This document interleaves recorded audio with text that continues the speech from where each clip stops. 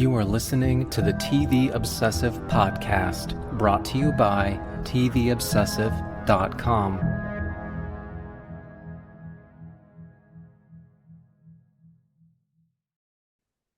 Okay, welcome back to the TV Obsessive podcast. As always, my name is Cameron Crane, executive editor for TVObsessive.com. Here today for episode 132. I'm joined as always by Ryan Kirksey, writing contributor for the site. How you doing today, Ryan? I'm doing really well. We have made it to December.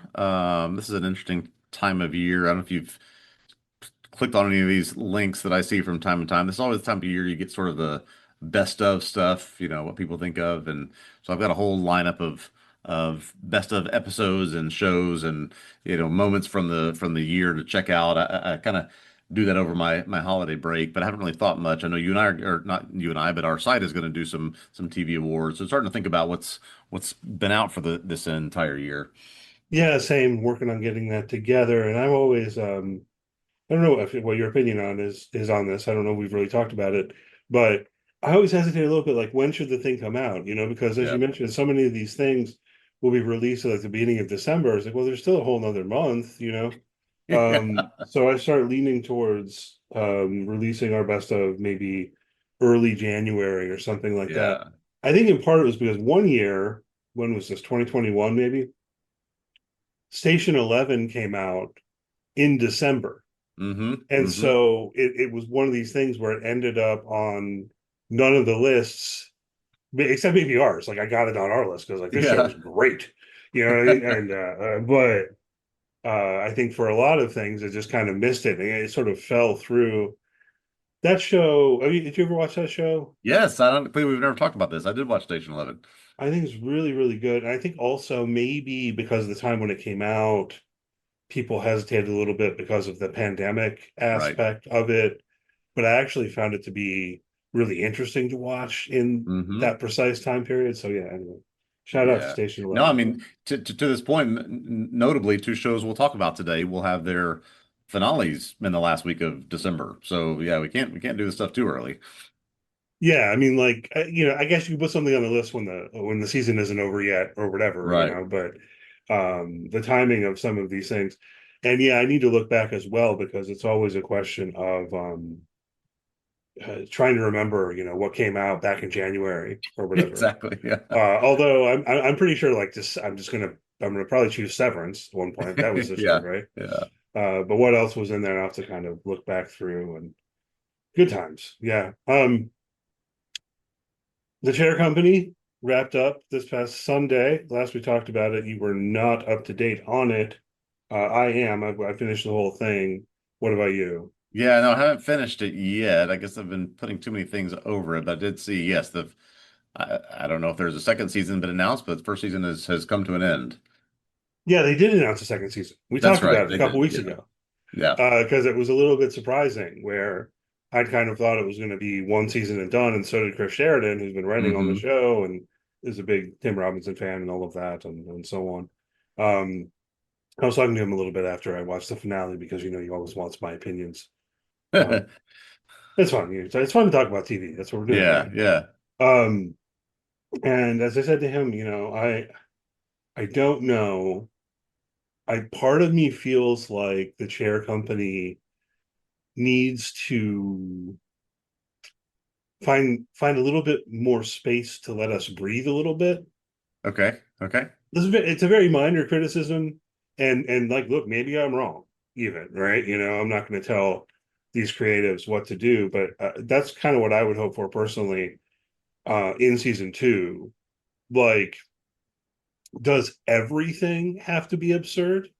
Everything, Okay. everything, Yeah. like every moment. It's like the mix of that sort of absurdist comedy and which is sort of stress inducing in its own way, right? And then the sort of conspiracy thriller elements. It's just like we're dialed up to 11 like constantly, and the episodes are half an hour long, so it works well enough. I enjoyed the show, but I just, particularly with the finale, found myself thinking like it might be kind of nice if every once in a while there were maybe a couple minutes that just felt normal, Okay. just Yeah. I don't know. Anyhow, good show. Very curious to see what they do with season two. And I do also think it's relatively clear, having seen the season one finale, Yeah. that they made season one hoping to make more, you know. Oh, okay. Okay. So yeah, who knows when Well, that'll I'm come. halfway through. I will finish this over the holidays, so I'm curious to see, yeah, what exactly you're talking about. But interesting to know that, yeah, that was a possibility when they were producing this, at least. Yeah. Also, Stranger Things came out, on Thanksgiving. We got the first part of this season five, right? Yes, Okay. yes. And then there's like two more parts of season five. And it has been confirmed that the finale is going to be in the theaters. And I've seen people on social media already buying tickets. I don't know if you're going to do that. I probably won't. But I We did we have watch. we have already part of a group of 16 that has bought tickets. Yeah, We are going 8:30 New Year's Eve. We will be there. there you go. Yeah, I mean, I was seeing people on Blue Sky saying that showings are already selling out and stuff like this. Yeah. So, like, I guess They it's a good were idea. we had somebody get up at 4:30 in the morning and check, and yeah, they were, I mean, many of the, and I'm in a huge city, but a lot of them were sold out by, middle of the day that day. Yeah. Can you go to like your closest screening, or do you have to No, like, no, you go to no, like those all? those were sold out. We're driving 40 minutes away to a different theater across town. Wow. Any thoughts on this first part of season five? I know we want to avoid spoilers here, but maybe we Yeah, talk about it a little bit. I, I will say, so yes, our family sit down, did two of these Wednesday night, two of them Thursday night after Thanksgiving. Overall, really enjoyed it. Enjoyed what it introduced, for the characters that it brought back. I thought there was a lot of exposition happening and a lot of like explaining of, here's some new things we're doing, and we have to tell you why we're doing it and where we are, and there are new places that haven't been introduced before. And I understand every season is going to have some of that stuff, but there was, I think, a little bit more of that than I had hoped for. I thought that was just going to be we've been we've been planning out what we're going to do after the end of season four, and we're starting to do it. And there's some of that. There's a whole lot they have to explain first before they get into it. Yeah, I realize I have really weird mixed feelings on this show because I do enjoy it. Yeah. There's definitely a way in which it's playing on nostalgia, and I think that Yes. that's clear. It's not hidden at all, right? And I'm not the biggest fan of nostalgia, but it still maybe works on me. Like, I'm thinking about all those things that we saw when we were kids that maybe we struggle to even name. Like, you Yeah. remember when there used to be like a Disney movie on every Sunday night or Right. whatever? Right. Or like the Explorers, or just all sorts of things might come to mind. And so when I watch Stranger Things, in part, I do enjoy it. I'm entertained, Yeah. but I also kind of always feel like I don't know if I really want to say I think it is good, if that makes sense, or like meaningful, Yeah. or except. Well, so anyway, no, I'll say a little bit more first. So I constantly, and then I've complained to you before about the length of the episodes. And Yeah. so I'm Yeah. constantly doing this where I'm like, man, this episode's so long. Okay, I guess I'll watch it. And so over Thanksgiving weekend, I was okay. I was just gonna watch one episode tonight. It's like it's Right. an Right. hour Right. long, and I'll just then I'll watch it. Maybe I'll watch another episode tomorrow night. That sort of thing. And so I watched an episode and then closed out Netflix and went to figure out what to do next. And I was like, well, I guess watching more Stranger Things will be more entertaining than anything else. So I went back Yeah. and watched another episode. Then I did the same thing really with the last two episodes the Yeah. other night, Yep. where Yep. I watched one and I was like, that was enough, I think. And then I was like, what am I going to do now? And then went back and ended up watching the other one. So I have a weird experience along those lines, I guess. And I do enjoy it. And we don't want to get into spoilers, but I do want to ask you. I'm imagining that you are maybe a little bit more steeped in the fandom or whatever than I am. Mm-hmm. Mm-hmm. Um, does everyone interpret this show as about the horrors of puberty? Um, I No? think that no, I think the prevailing thought that I see is, it's more about sort of belonging and finding your place and being comfortable with where you are in that place than it is about I don't know that I've seen a lot of yeah, just sort of the necessarily specific horrors of puberty, but I don't know. That's an interesting perspective. I thought about it more in the sense of these kids trying to find themselves. There's a whole lot, about bullying and about Oh yeah. their sense of what they want to be versus who they are. This a couple characters just trying to become more self-aware into who they actually are becoming. So yeah, there's a lot of that in there, and I guess wrapped up in all that is just sort of this sense of growing up and all the pains of that. Yeah, for sure. I don't know. And have an idea, like maybe I'll write something because I definitely interpret it along these lines. It's not like overly straightforward necessarily, Right, but right. it's like the whole idea of the upside down or whatever. It's like, what's this weird irrational hormone stuff that's happening to me all of a sudden? You know what I mean? Yeah.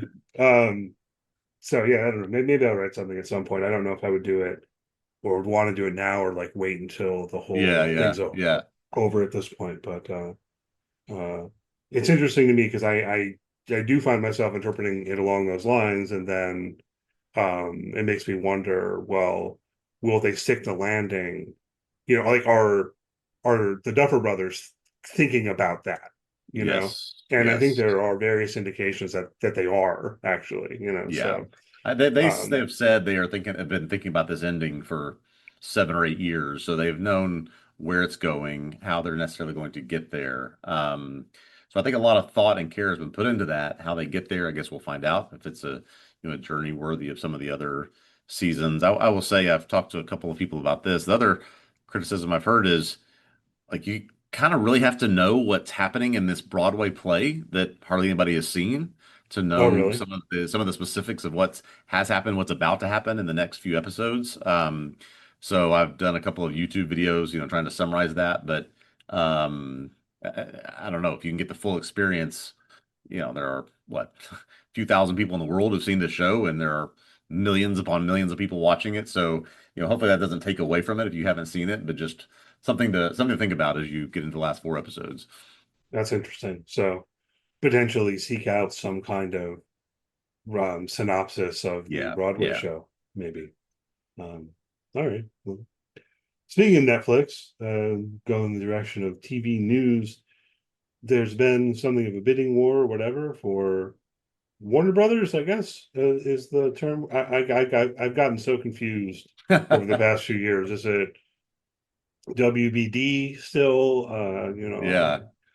Um, So but it's Warner Brothers now because they've decided to spin off the Discovery part of it into its own company, right?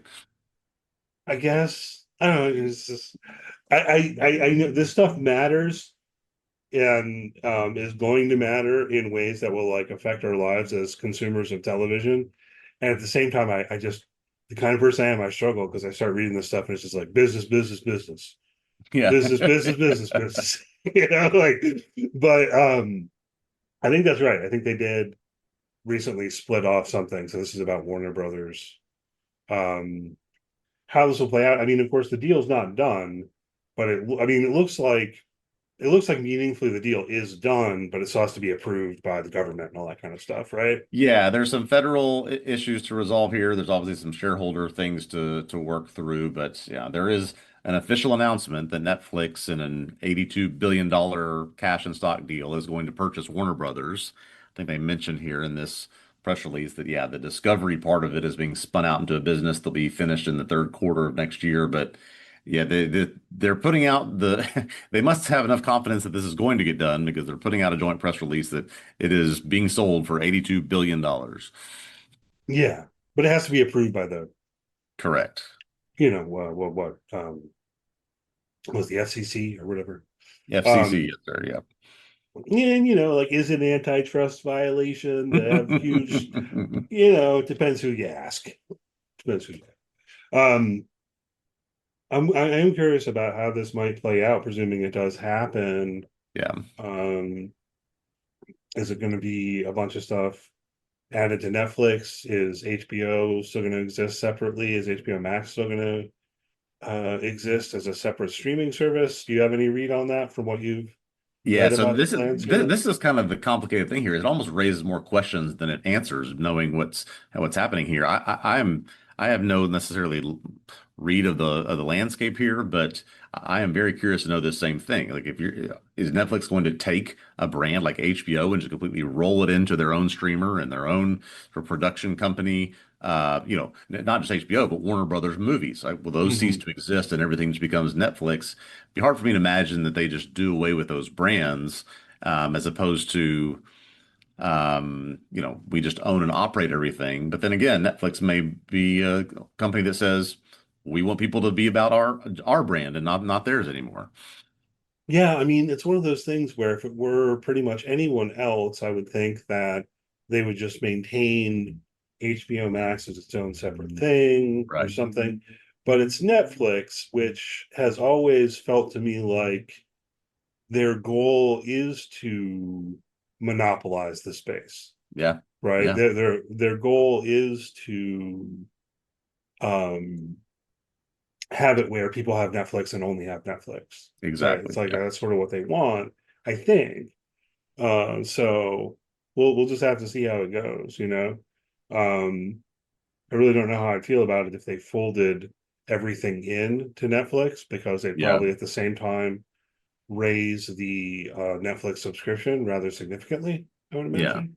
Yeah. Um, I don't know. Yeah, I agree with you. I just think, especially when we talk about TV that we love, that HBO means something. It means a certain type of show. We talk about that all the time. You can sort of expect a certain level of production, a certain level of quality because it is HBO. Netflix has got sort of everything across every spectrum of things you can mhm. imagine.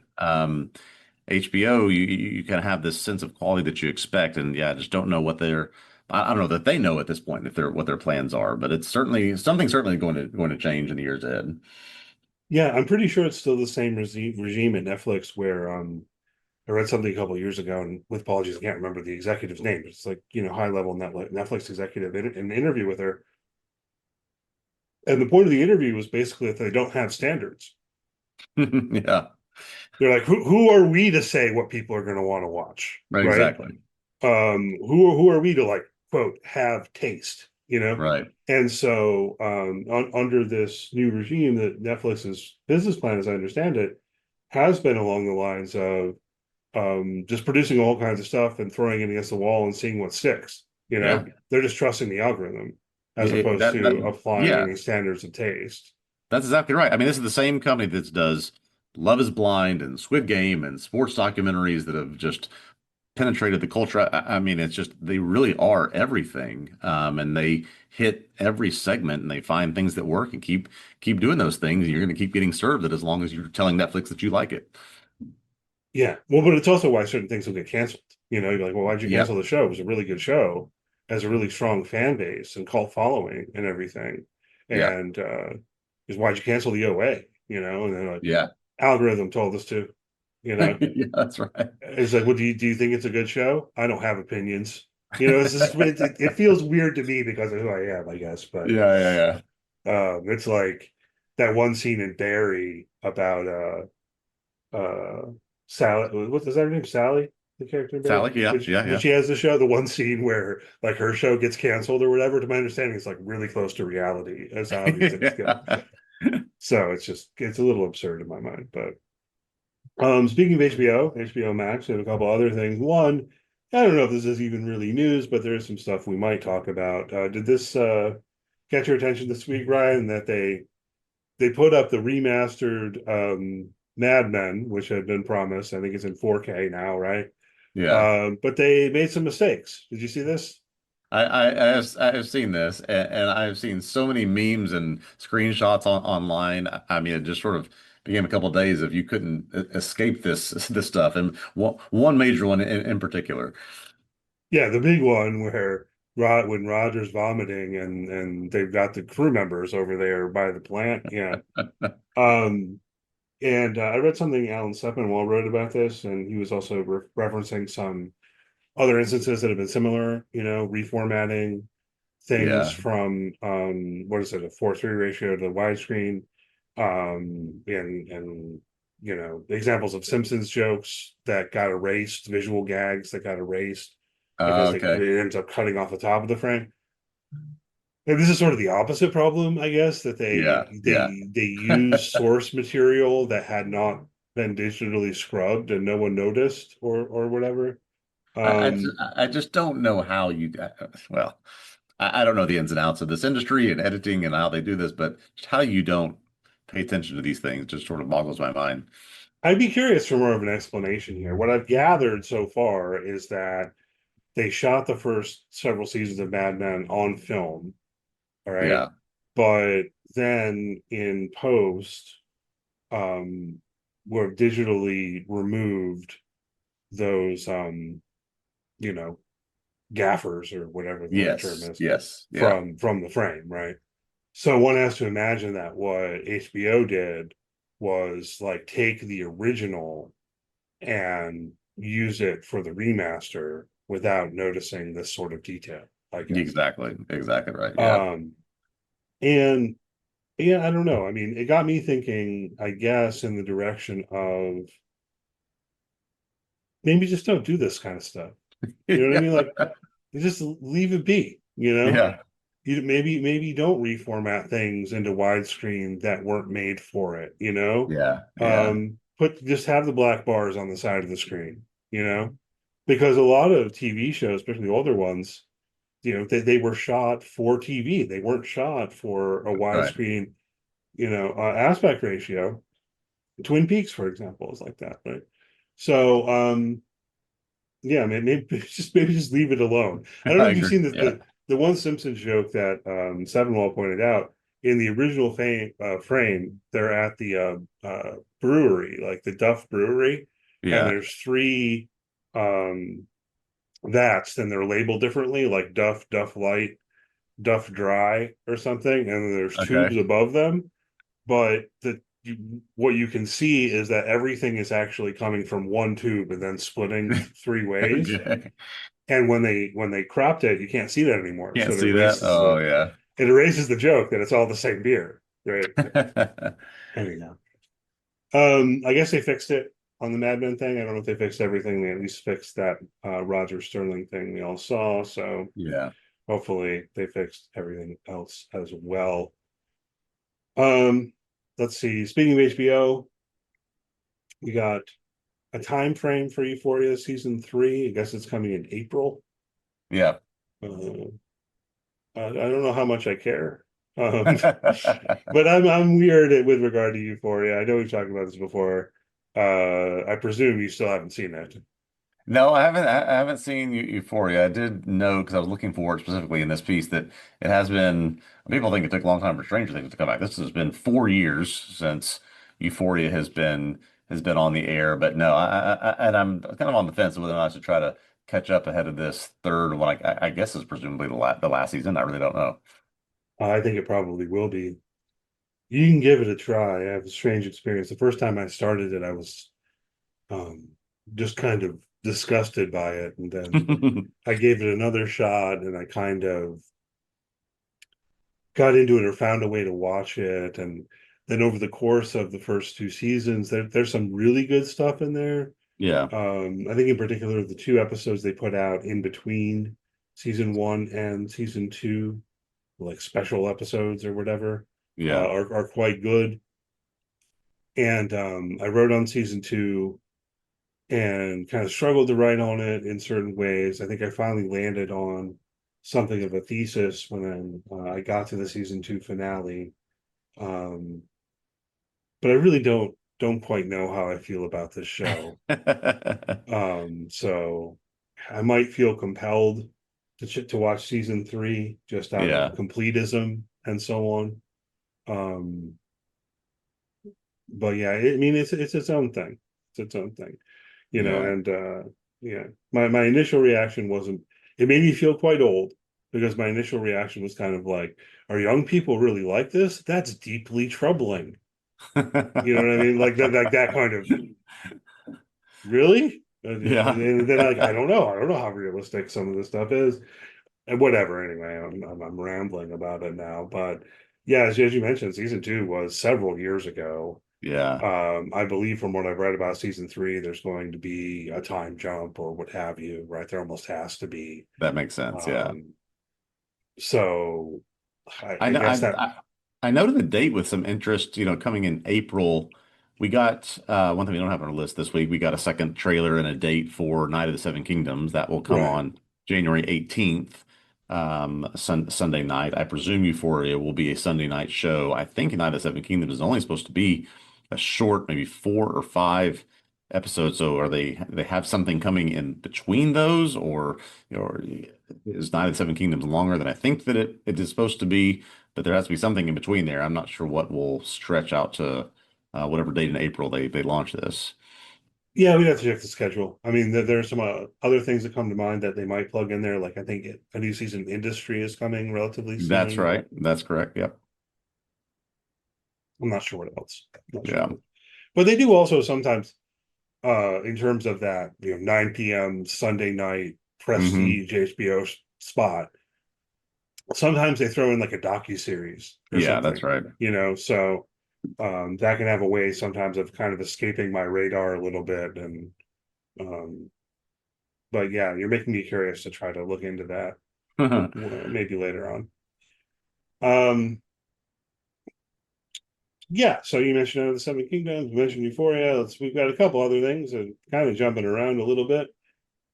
Chad Powers, really quickly, I had also noted this, mostly just because we talked about it before and we're both of the mind that like we weren't even sure this was a good idea for a show, No. but they renewed it for season 2 apparently. So I had I no guess it's doing well. I had no interest in watching it. I had no plans to watch it. I had no visions that it would be renewed for a second season, but I guess enough people did. And maybe the most surprising thing about this is they've got Glenn Powell on board to do a second season of this. I mean, this guy is, seemingly joining every movie franchise right now, and so, but he's got enough time to do a second season somehow. But yeah, that's just again not something that I put on the priority list at all. No, me neither. I think I compared it previously to the idea of making a sitcom about the Geico caveman. Yeah, that's right. um but maybe, I guess maybe this is better. People are watching it. There's got to be, a basis for them renewing it for season 2. It's doing well enough, I Yes. guess. Yeah. Yeah.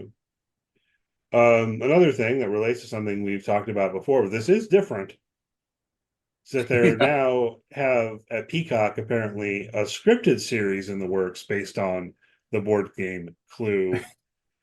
I don't know how I feel about this one. What are your thoughts, Ryan? Yeah, because I saw this and I before I clicked the link, I almost sent you a note saying, "Oh, we talked about this a few weeks ago." But no, what we talked about was a game show on Netflix based on Clue. Now we've got a more, I guess, dramatic or dramatic comedy about the Clue, just sort of the Clue world that's coming to Peacock officially. I mean, this has a green light and it's something going to happen there. So two competing at some point Clue shows, one a game show and one an actual drama. Yeah, and I got to be honest with this one, I don't get it. I mean, I kind of get the idea of the other one with it, where it's going to be a competition reality Yeah. show kind of thing. Clue's a board game, okay, it might be interesting to see what they do with that. And of course, as we've discussed previously, I love the film, you love the film, Yep. everyone loves the Yep. film, or should. Yep. You know, the only people who don't love the movie Clue are the ones who haven't seen it. That's right. Um, but even with that film, they part of what makes it so great is the way in which they manage to play with the source material and all of that kind of stuff. And spoiler warning, I guess, like the alternate endings and all that kind of stuff. Um, Making a running scripted TV series, Yeah. Yeah. it's just kind of like, why? I mean, okay, so it's a murder mystery. Well, lots of shows are murder mysteries. Right. Why do you need a show that's a murder mystery where the characters are like Professor Plum? Like Yeah. what are we Yeah. getting out of the board game here?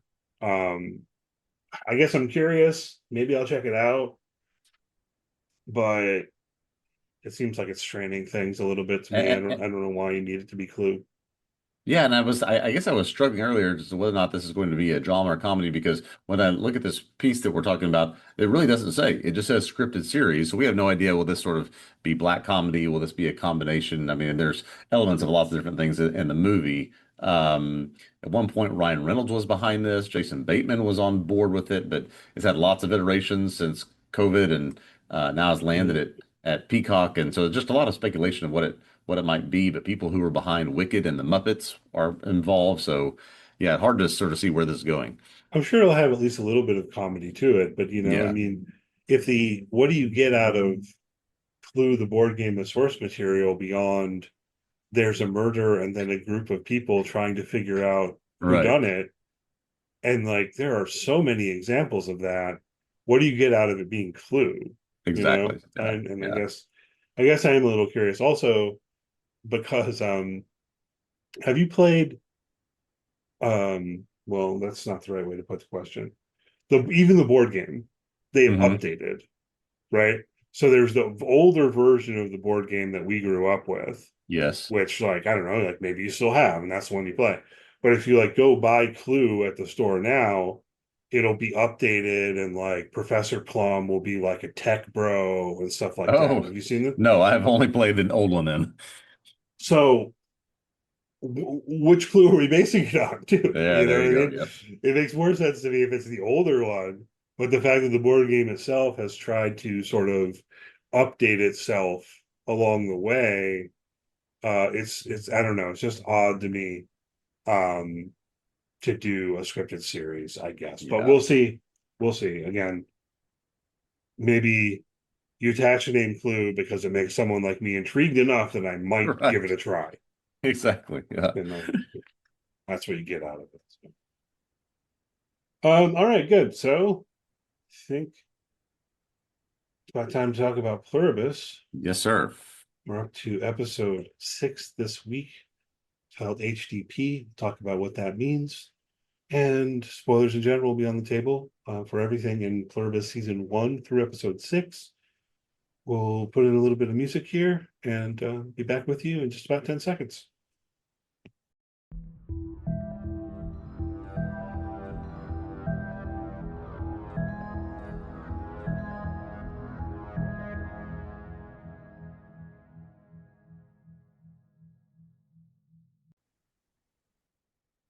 Okay, we're back to talk about Pluribus on Apple TV, episode 6, HDP.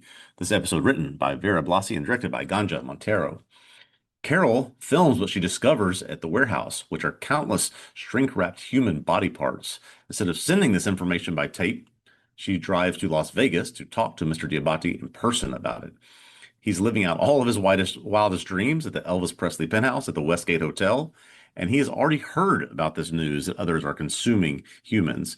He shows Carol a video from John Cena that explains human-derived protein is needed from these bodies because of the other's imperative to not harm any living thing, animal or plant.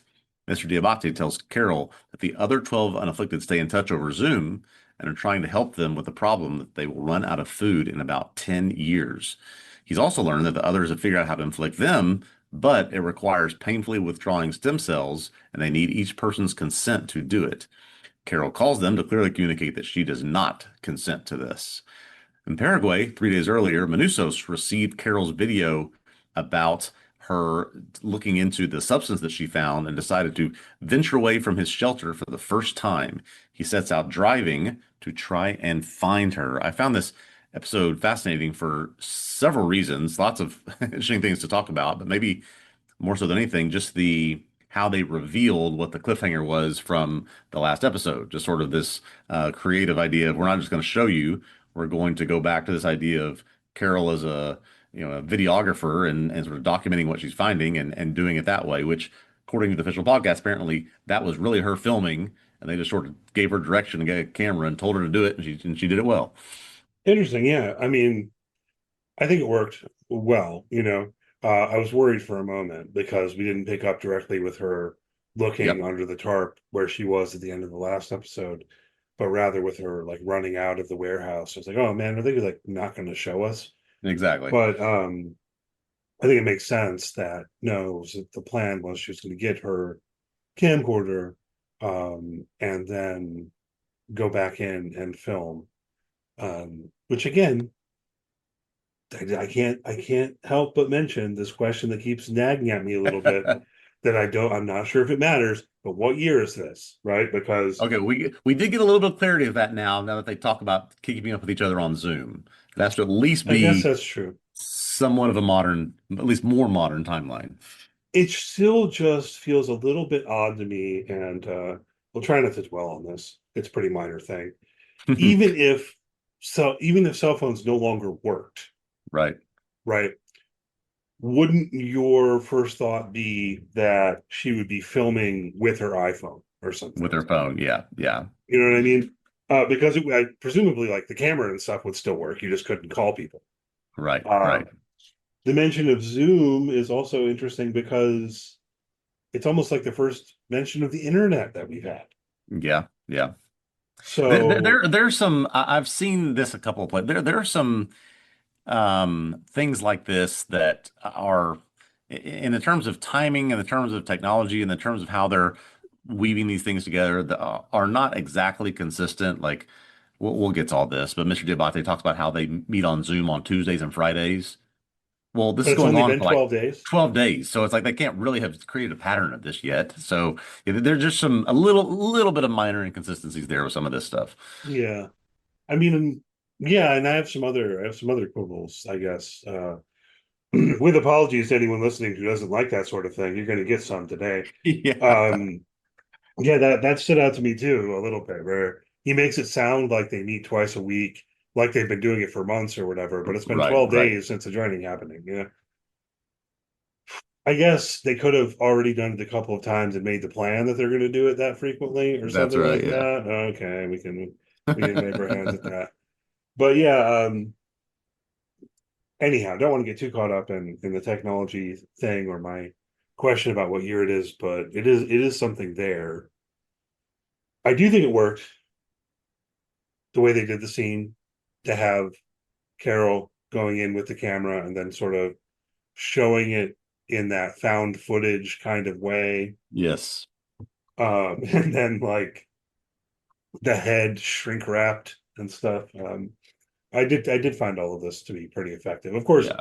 we basically called it, but as we were saying basically last time we recorded, which was a week and a half ago, Hmm. um, or as I was saying at least, I struggled to think of anything else it could possibly be. Yeah. So Yeah. Yeah. I think that thinking about it with some hindsight, it probably wasn't too hard to deduce that there wouldn't be anything else that could elicit that kind of reaction that we knew that we've seen them moving bodies, we've seen them trying to collect them and do something with them. So wasn't, I think, a big leap to discover that this is what it is. You mentioned the shrink wrapped head that she found. We do have some confirmation from Vince Gilligan himself. That is a 3D printed version of his own head that she nice. finds. So, so yeah, this is. I was glad they did not draw it out, as you said. Worried about that as well when she steps out of the warehouse without us finding out. But then used what we anticipated or what we expected. I think to really propel what some of the interesting stuff that happens here. Yeah, and I do think that overall it works. If I might have felt a little bit disappointed in this episode, but it's almost my own fault, or I don't know what I'm trying to say here. The fact that I feel like I'd figured it out Mm, last time, yeah, yeah, um, including most of what John Cena says, right? Like yeah, why they're yeah. eating people and all of that. So I was still entertained. I was definitely entertained by the fact that it was John Cena. Um, but then this is another quibble. Um, I don't quite recall the details of our conversation well enough previously, but we might have talked about it a little bit. We were definitely informed that they will not kill animals, right? Right, right. Um, the fact that they won't kill plants either. I don't know if we talked about that question before. It was something that had occurred a little bit to me about whether that might be the case. Or maybe Yeah, I I just think pushed it aside. we kind of speculated on that, this idea of how far do they extend living things.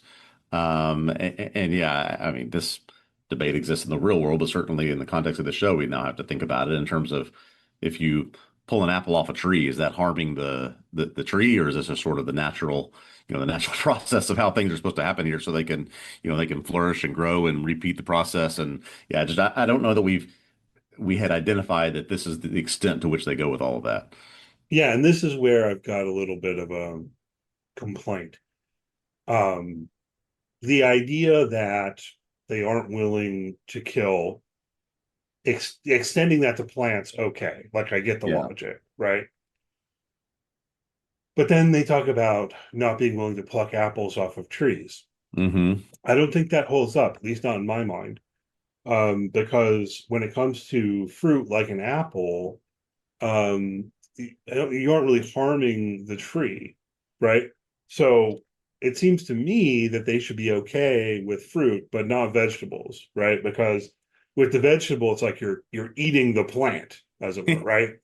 Yeah. Um, but with fruit, I mean, if you think about an apple tree, at risk of anthropomorphizing the apple tree, I've always kind of thought it wants you to eat the apples. Yes, yes. This was my thought too, but especially when they referenced apples, that there is a life cycle to all of this. It needs to come off Right. so that it can happen again. Right. Like, I mean, isn't this kind of how it's supposed to work?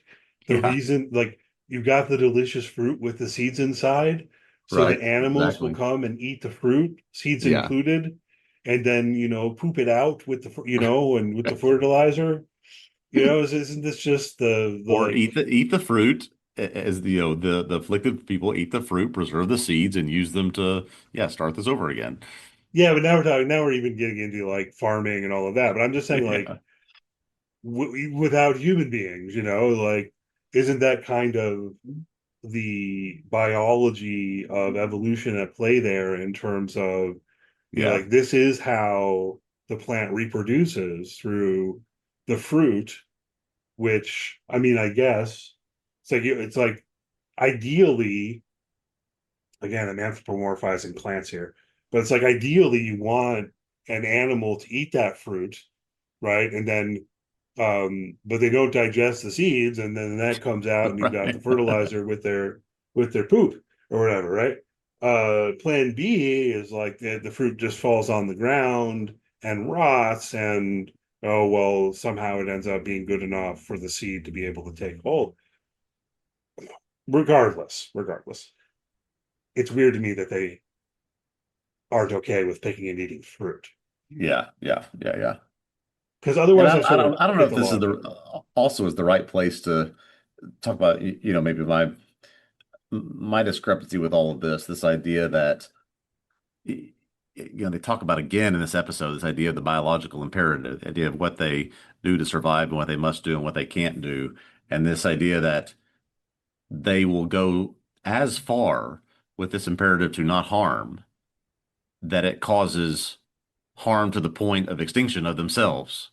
Right. So at what point do you may have to make the balance of one of these things has to win out, and they've chosen extinction over the idea of not causing harm, which maybe led me even think farther to, well, then 10 or 15 years, this is what's been happening at planets all over the universe. They'll send this thing out so they can survive at the next planet. Yeah, interesting. But is it extinction, or is it just? I thought it was just that a lot of people were going to die. Well, I think they would starve. They'll run out of food in 10 years. Oh, they'll run out of food. Yeah. So they. I don't know. Maybe I didn't quite take it at face value. I got to wondering whether at a certain, like, whether there would be some kind of point of homeostasis or whatever, right? Mm, Like, yeah. but particularly because they are eating the dead, right? Yeah. They will So consume themselves until a point where they can't do that anymore, obviously. And yeah, then, like, would there be some kind of homeostatic point where right. enough people die regularly enough to feed a certain population that could sustain itself? Yeah. Um, yeah, I don't know. I guess And maybe it's we and we know unfair. nothing of the biology of, are these people now aging? Are they now frozen in time? We don't know any of this stuff anymore. Yeah, I would presume they're still aging. Yeah. I mean, I guess you're right. We don't know. We've raised the question before about whether they are procreating, Hmm. and wonder if that's something that will be explored down the line. Yeah. But facing a food crisis would put some pressure on the rationality of that idea, right? Like I had previously thought maybe they would be doing in vitro fertilization or Yeah. cloning or who knows what. But if instead they're looking at we're not going to have enough food to feed all the people, I don't know that it'd be rational for them to be making more people. Um, but I don't know about sexual reproduction. Yeah. No. And I mean, let's talk about the Kumba, Mr. Diabate. Speaking of sexual reproduction, yes. He's having sex with those women, right? Absolutely. 100%. Um,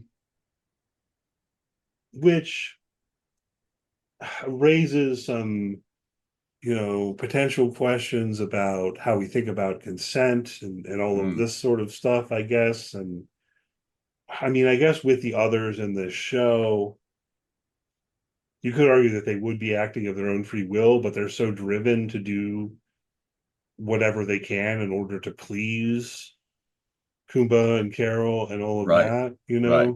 That's their Um, imperative to please him. Yeah. So I mean that's there is no function that they have that can fight against that as far as I know. right. So, I mean, I do find something at least a little bit problematic about that Hmm. when it comes to thinking about him having sex with those women, you know. Um, are are they engaged in this of their own free will? I sort of, you Yeah. know what I mean? Yeah. Like, I, I think sort of is the right answer here, you know. I, yeah, I not, I was fascinated by this an entire scene. I mean, the way that they introduced this, the sort of the one shot through the 1960s dress up James Bond party, into the reintroduction of Mr. Diabate and what we see there, but then leading to the end when Carol's well, not when Carol's about to show up, but at the end of this entire scene where he wins the poker hand and he invites the ladies to go back with him, and then there's this he's gone, and it is a okay, we go out of character back into who we're supposed to be, just sort of joyful people picking up the mess so that we can do it again the next time he wants to do it.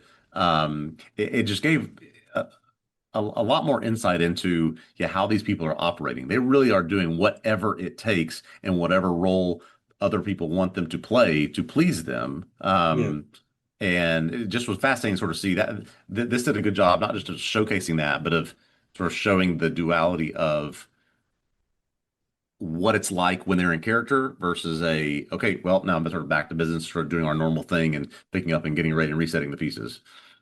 yeah. Let's talk about the poker game a little bit more. Um, One question I have is how fake is it? Yeah. But by which I mean, the fact that he's got the royal flush to beat out the Yeah. other guy's straight flush, you know what I mean? Is that all being contrived? Yeah. I think maybe so.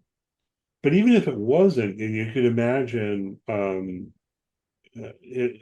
saying, "Okay, I want to play some poker," and like, could you play poker for real with these people? You follow my Yeah. question? I'm presuming I, you played poker before. Oh yeah, and as someone who has played some poker before, I mean, yes, the odds of that hand actually happening are astronomical, right? Yeah, So there's some contriving that's going on there, probably, but you could work it out with the dealer and just tell the other guy to play a certain character, and then we're gonna let this thing happen, and he just knows that the dealer has worked it out with the cards such that he's going to win, but the other guy doesn't. You could do it that way. yeah. I mean, is that what he's doing? I mean, I look, don't know. because Yeah, part of what I really found myself thinking about throughout all of this stuff in Vegas with Mr. Diabate is boredom. And like, yeah, why isn't he bored yet? Because I think I'd be bored by now. Maybe, or at least, even in yeah, watching the poker scene as a viewer, a little bit of that was creeping in because there are no Yeah. real stakes, right? Right. Um, it doesn't even matter if you win, millions of dollars in a pot, Right. because functionally money doesn't matter anymore in the world that we're in, right? Yeah. In this show. But yeah, I mean, I got thinking about, it does seem like the chances of having those hands would be so slim that that's probably contrived, that it's probably fake all the way through.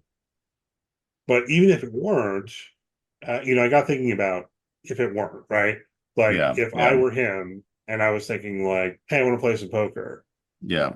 And you round up some people to play poker with you. I could see, yeah, they'd be like, okay, yeah, sure. But um they couldn't bluff, Yeah. Yeah. That's right. right? You can't do anything that would force anything to, yeah, cause Mr. Diabate to lose or be unhappy or be unsatisfied with the course of what's going on here. So yeah, I mean, there has to be some outcome that he's either put his thumb on the scale or that he's weighed in on. I do go back to the timeline a little bit of, he met with Carol and the others 3 or 4 days after all this happened. This is the 12th day. Maybe this is the first time that he's, set this up to sort of fulfill a fantasy type thing. And, will this be as entertaining for him 10 or 12 or 20 more times that he does it? Probably not. But, we just, he's kind of just going through every bit of hedonistic desire he's ever had before. Maybe this was one of them.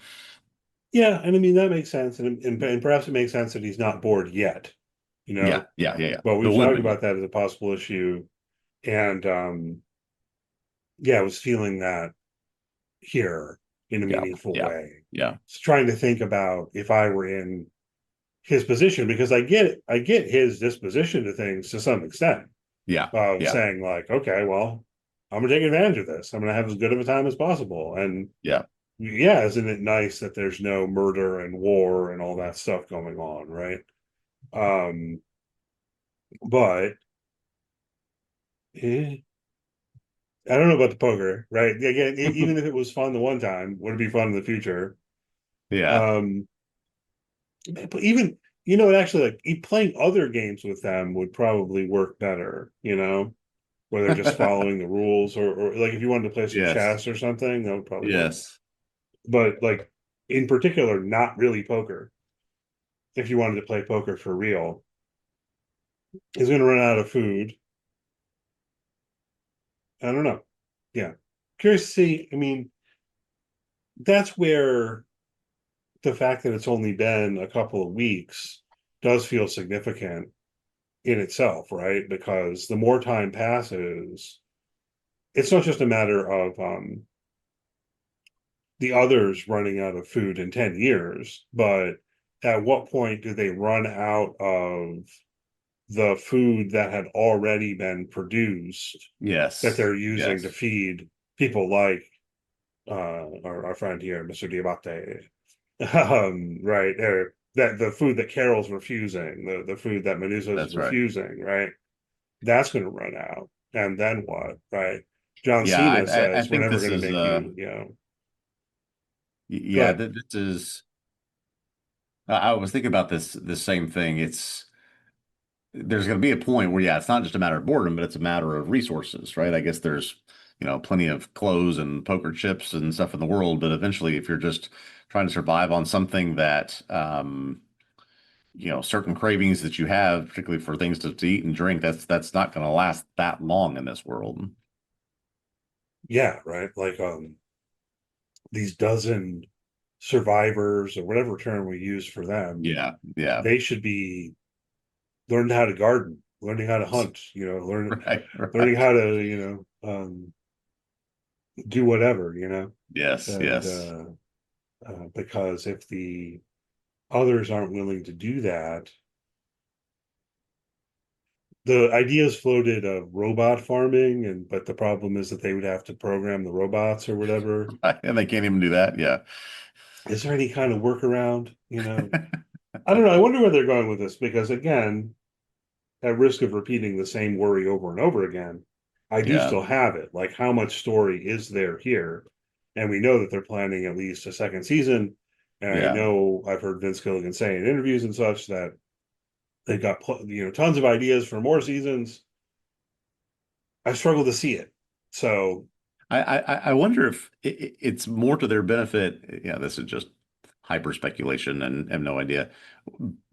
If it's more to their benefit if they were to purposefully keep, 5,000 people unafflicted and hope that you have some Mr. Diabates that exist who have some certain sets of skills that could do things for them to help them solve these problems or help them, create robotic farming, whatever it is, right? Just sort of set a group of people aside that you are comfortable with them not being afflicted, but also will help you with whatever this problem is.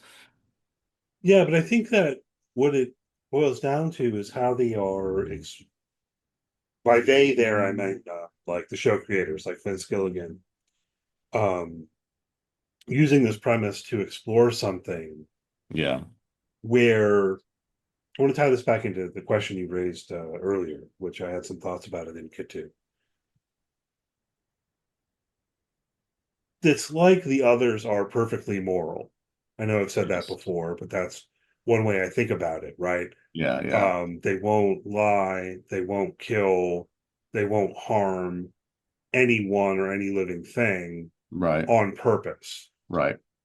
But there's that intentionality that seems to be important to them.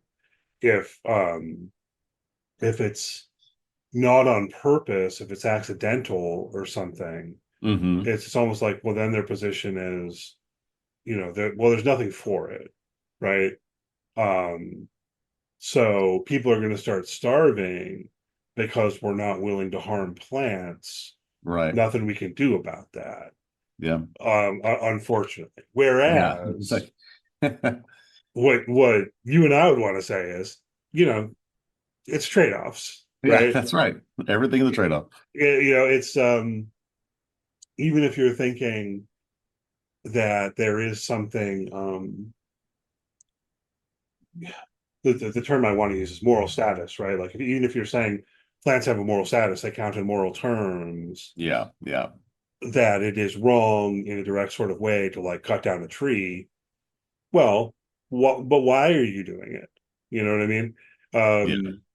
This is the kind of space that we would tend to enter into where you could have that thought and say, well, it's morally wrong to cut down a tree for no reason.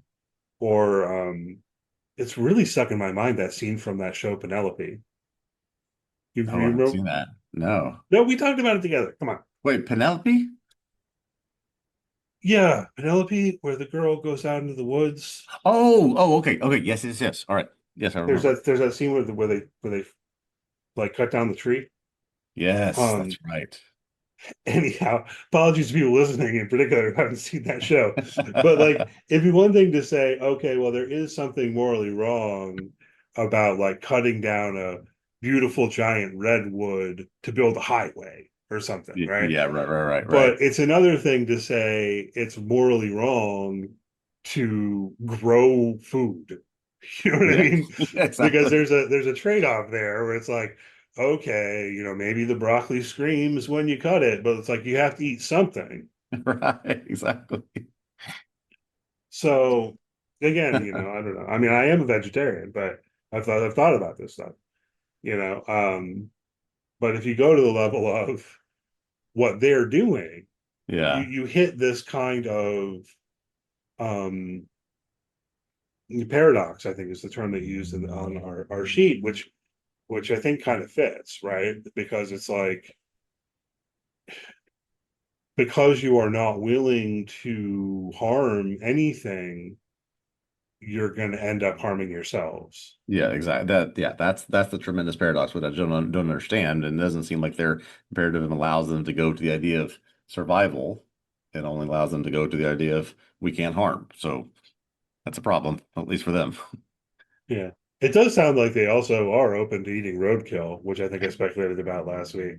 I didn't realize how far they were going to take this. They aren't willing to pick apples and so on. So you can think that through. They are willing to consume animals, including human beings, who happen to have died, Right, right. and fruit that has fallen from trees if they can get there quick enough before it rots. And they're willing to eat the food that had been previously produced by humanity before the joining occurred, Correct. Yes. right? The problem is that's going to run out and so on and so forth. And yeah, Yeah. yeah. But I don't, okay. I was about to say, like, I don't really see this show progressing 10 years into the future. Again, it's like it's only been 12 No, days. So, no. yeah. As a matter of fact, I think that this was as much as I know that the Vince Gilligan shows are deeply thoughtful and connective and use every piece of what we're introduced to as something that's purposeful. Was this just a way just to shock us, give us some information, and use John Cena, and we're really about to move on to something else, sort of how do we stop this thing? Yeah. I don't I know. don't We'll know. I see. mean, this seems pretty, it feels pretty central to me at this point. Yeah. Anyhow, a couple other things I want to get to. I did want to mention, and we hear his voice again when she's calling the machine. It's starting to grate on me a little bit. It went from being funny to now being kind of annoying, that it's Yeah. always the same long message. But as you mentioned to me by DM, we missed this last time that it's Patrick Fabian on the voice recording. Of course it is. Yeah. Howard Hamlin himself. So um, I do think it's the extent to which they're taking it in terms of needing some space, right? They won't even reply to her by calling her on the telephone. By calling her back. Yeah. And They're nor will Carol ask them to shorten the message or just tell them she's got it. She doesn't need to hear it anymore. It's almost like they're at this standoff about this thing right now. Oh yeah, that's interesting. She probably could, right? She Yeah. probably could just say like, could you please have a shorter message on here or whatever, Yeah. or and they'd probably accommodate that. Diabate, gives the idea to her that they want what? How does he put it? Um, the others want some movement from Carol, some Mhm. softening. It's like Yeah. they want like an apology. A change of heart, I think he Yeah, says. change of heart is what he says. I think basically they want her to say she's sorry. Yeah, yeah. So show some remorse and show that you're not going to treat them in that way and put them in these situations that harms them, and she knows that she's harming them. Yeah, which I mean, kind of fair. Reasonable, You yeah. know, yeah, that's reasonable.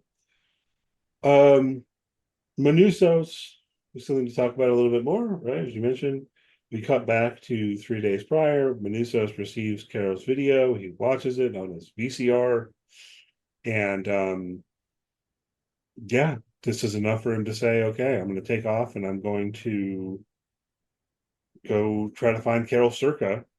Yeah, Um, First, he goes to his house, which again, I always enjoy how these Vince Gilligan shows. You have to figure it out for yourself, right? yeah, that's Like, right. That's right. but of course, it's like that's where he went. He'd been into the storage facility, and he's Yep. going to his house, basically, right? That's how I read it. He runs into his mother, which I did think there was something worth thinking about in that interaction, right? When he says, "You're not my mother. My mother's a Hmm. bitch." That's right. Yep. And I don't know, I just got to thinking about that a bit, right? And his reaction overall, Yeah. and how um I feel like it makes sense to me. We never saw him interact with his mother before or anything like that. Right. But I'm gonna presume he loves his mother. Okay. Yeah. But he says she's a bitch. It got me thinking about how it's like, okay, yeah, man, you value this as the distinct individual that she is, Correct. Yes. right? Even though there's something negative right there that's being Yeah. expressed.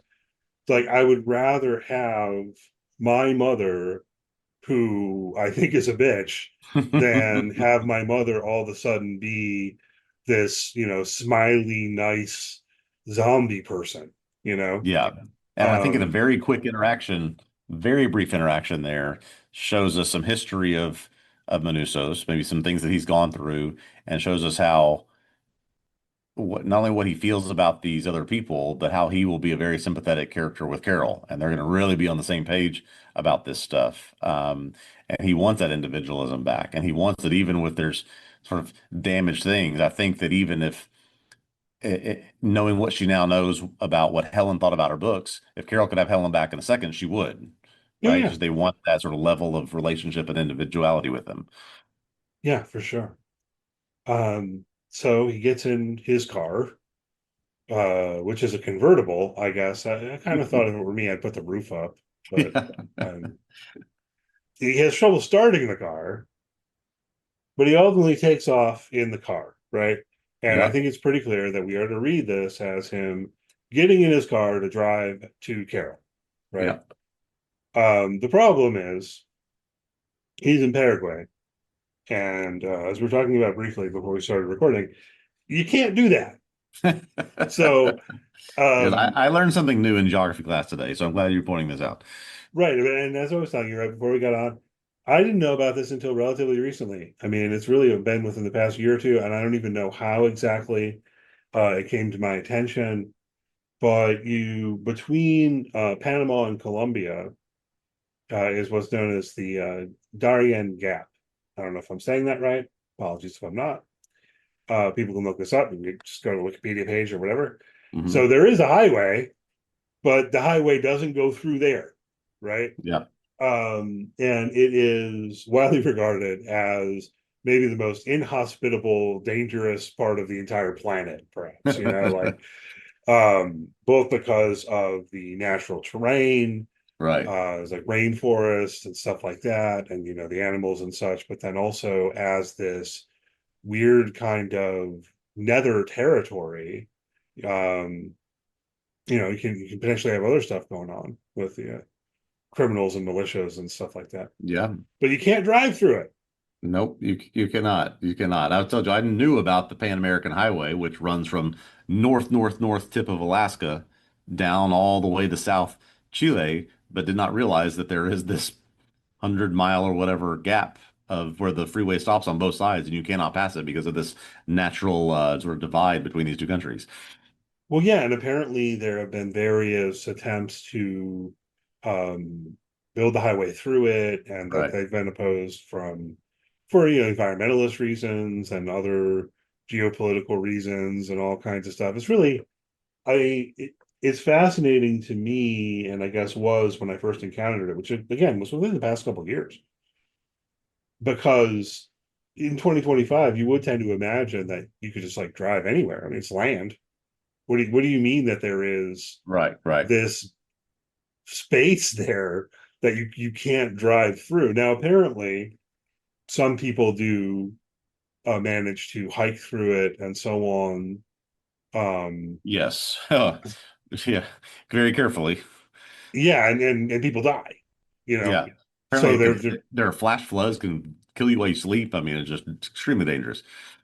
yeah. So I mean, there've been these examples of groups of immigrants who have made it through, but not all of them. It's like good numbers of them die, but they're desperate enough to try, and so on. So, um, I was curious, as someone who does know this, as I was watching the end of the episode last night, Hmm.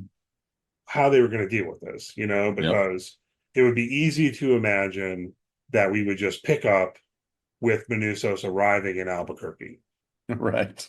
right? No, that it wouldn't be plausible. So I started wondering, because clearly they made this choice intentionally to put him in Paraguay. Hmm. But then also, as you told me, you just learned this because I pointed it out to you, right? So I Right. found myself wondering, like, well, does Vince Gilligan know about this? Do the writers know about? I mean, like, are they just going to pretend it's not the case? But then you pointed out to me, we've got a pretty good clue that they are aware of it because the title of the next episode is The Gap. Right. Right. Right. Right. Yep. Yeah. And we were sort of given a little bit of a tease that the image that it represented episode 6 that we got last week was of Mr. Diabate, and we thought, oh boy, we're going to be taken away from Carol and go to him, and we sort of were, but we got Carol as well. This may be an indication that we're going to spend episode 7 with Manusos trying to get to Albuquerque. somehow and trying to figure out a way through this gap, if that's even possible.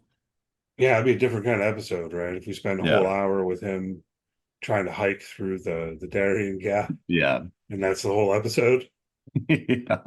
Maybe. I don't Or does know. he eventually decide I have to turn around and get them to fly me there? It's will I put any trust in them whatsoever? Yeah, I mean that's the thing that we are. That's what's going to come to a head for him, right? Hmm. He's so unwilling to accept their help in any way. He won't take the food from them. He'd rather eat dog food, for example. Does he know about the Darien Gap? Yeah, that's a good question. I mean, would you think a storage unit owner in Paraguay knows about this? I mean, maybe he does. There's been enough, controversy and violence and other Yeah, things associated with it. Maybe he does. you would think he would. Why would he start out driving if he didn't? But that's the tension. He's got a whole bunch of maps. Yeah, yeah. And you were also mentioning, right, to me before we started recording, he's supposed to be Colombian, living in Paraguay. According to conversations that have happened on the podcast, yes, that he is a Colombian citizen living in Paraguay. So if he's from Colombia, Right, then he should definitely know about it right, exactly. because it's between Colombia and Panama. Um, so yeah, what is his plan? If we presume he does know about it, he knows he can't drive through it, Yeah, but he's taking off driving, presumably trying to drive to the United States. Will he at some point be willing to accept a helicopter ride from the others or something like that? He correct. doesn't Yeah. feel like it, but at the same No. time, the idea of trying to hike alone through this treacherous space, I don't know, man. I'm curious to see Yeah, what they do. me But it too. does seem like I do find the episode title to be a sufficient clue that they are going to grapple with this. They're not just going to ignore it through TV magic. Yeah, I think that's 100% right. And we do have some confirmation from Apple themselves that this is the name of the title. So yeah, it seems like we're going to get in some way, a Manusos focused episode of him trying to reach Carol next week. Yeah, it's up on Apple TV, right? The title Yeah. and the thumbnail is like of him. Hmm. So public information. I don't think it's spoilers. Um, all right, good. I think that about covers it. Anything else you want to hit on before we wrap up Yeah. here today? No, this was very interesting to talk through. I think a good episode for what conversation it brings up. We had some quibbles, but definitely good debates to be had about this. Yeah, I'm glad at least to get this confirmation that they are aware of the Darien Gap, because I was worried a little bit last night about the possibility that like Vince Gilligan didn't know about this, which would be weird because he's a very smart guy and they always are doing research and they're bringing in consultants and all of that sort of stuff. So, Right. It is um, possible they put him in this place on purpose to have to go through this, and that is going to be part of the episode. I mean, I think so because why else put him, in Paraguay, you know? Right, right. So, all right. So we'll leave it there. Thanks always for listening. Hope you enjoyed the podcast. If so, please do leave a good rating, review, all that good stuff. If you're on YouTube, hit the thumbs up, subscribe to our YouTube channel. Greatly appreciate it. You can find written work on all sorts of television shows, past and present, on TVObsessive.com. Please do check out the site, poke around a bit. And if you want to follow us on social media, search for TV Obsessive. You should find us. And as for the podcast, we'll be back next week, continuing to talk about Pluribus. All right. See you next time.